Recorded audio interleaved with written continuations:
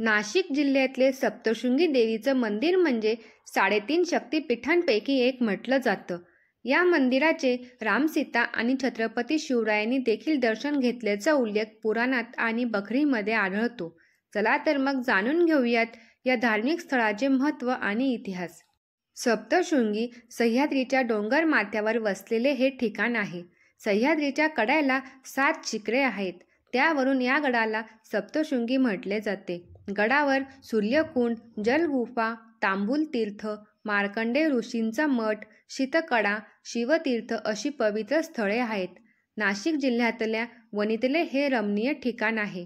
समुद्रसपाटीपासून या गडाची उंची 4,569 फूट आहे. या गडाला एकूण 472 पायऱ्या आहेत. गड चढण्याचे आणि उतरण्याचे दोन्ही मार्ग वेगवेगळे आहेत. महाराष्ट्रातील 3.5 शक्तिपीठांपैकी एक म्हणजे वणीची सप्तशृंगी देवी. 3.5 शक्तिपीठांना ओमकाराचे सगुण रूप मानतात. ओमकारात 3.5 मात्रा आहेत. त्यातील अकार पीठ म्हणून माहूर ओळखले जाते, उकार पीठ तुळजापूर व मकार पीठ कोल्हापूर आणि अर्धमात्रा म्हणजे सप्तशृंगी हे अर्धपीठ आहे. कारण या देवीच्या मूळ ठिकाणाचे दर्शन सर्वांना होत नाही, असा उल्लेख भागवत पुराणात आढळतो.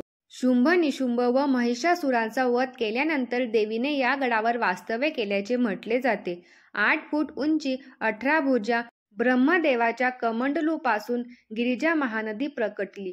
तिचे रूप म्हणजे सप्तशृंगी. देवीची मूर्ती स्वयंभू असून ती 8 फूट उंच आहे. तिला 18 भुजा आहेत. मूर्ती शेंदुराने लिपली आहे. तिच्या प्रत्येक हातात वेगवेगळी शस्त्र आहेत. महिषासुराच्या वधासाठी ब्रह्मा, विष्णू, महेश आणि इंद्राने आपापली आयुधे देवीला दिल्याचे म्हटले जाते. मंदिराच्या गाभाऱ्यात 3 दरवाजे आहेत. शक्तिद्वार, सूर्यद्वार आणि चंद्रद्वार.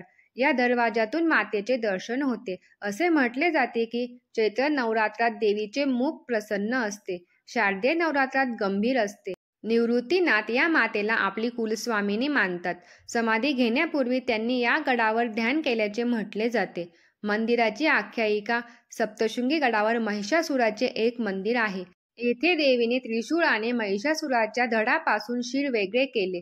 त्यामुळे पर्वताला मोठी भेग पडली. ती आजही दिसते. असे म्हणतात. या ठिकाणी महिषासुराच्या शिराचे पूजनही केले जाते.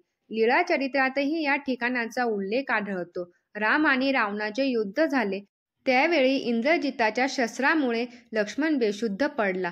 याला लक्ष्मण शक्ती लागली. यावेळी लक्ष्मणाला शुद्धीवर आणण्यासाठी मारुतीने द्रोणागिरी पर्वत उचलून आणला. याचा काही भाग जमिनीवर पडला. तो म्हणजे सप्तशृंगी असे म्हटले जाते. राम सीतेने वनवासात इथले दर्शन घेतले होते. छत्रपती शिवरायही या देवीच्या दर्शनासाठी आल्याचा उल्लेख बखरीमध्ये आढळतो. दरवर्षी येथे मोठी यात्रा भरते. नवरात्र उत्सवात दरवर्षी सप्तशृंगी गडावर मोठी यात्रा भरते. राज्यभरातील भाविक दर्शनासाठी येथे येतात. गड परिसरातील वातावरण निसर्गरम्य आहे. त्यामुळे कुणालाही इथल्या स्थळाची भुरळ पडते. लाखो भाविकांचे सप्तशृंगी माता कुलदैवत आहे. प्रभू रामचंद्रांपासून ते छत्रपती शिवाजी महाराजांपर्यंत अनेकांनी या स्थळाला भेट दिली. या ऐतिहासिक आणि धार्मिक गडावर तुम्ही कधी येणार मला कमेंट करून नक्की सांगा.